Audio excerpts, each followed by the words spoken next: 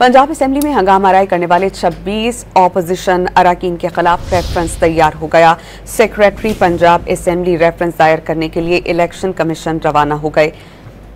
इस पर हम बात करेंगे। डॉनिस का रिपोर्टर हमारे साथ मौजूद हैं, उनसे अदनान शेख बताइएगा क्या डिटेल्स हैं।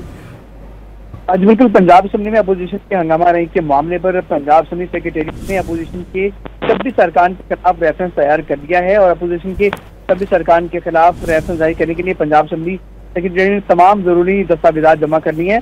और जराये का ये कहना है कि स्पीकर पंजाब असेंबली मलिक मोहम्मद अहमद खान के हुक्म पर दस्तावेजात में साबिक चीफ जस्टिस उमर अता बंदियाद का फैसला भी शामिल किया गया है। जबकि जराये का ये कहना है कि पंजाब असेंबली सेक्रेटेरिएट ने अपोजिशन की हंगामा राय से मुतल्लिक तमाम सबूत जमा कर लिए हैं और स्पीकर पंजाब असेंबली मलिक मोहम्मद अहमद खान ने अपने अपोजिशन अरकान पर पंजाब असेंबली में अपनी याद कर रखी है। जबकि सेक्रेटरी पंजाब असेंबली आमिर हबीब रेफरेंस जारी करने के लिए इलेक्शन कमीशन रवाना हो गए हैं। जी बहुत शुक्रिया, आप हमें अपडेट कर रहे थे अदनान।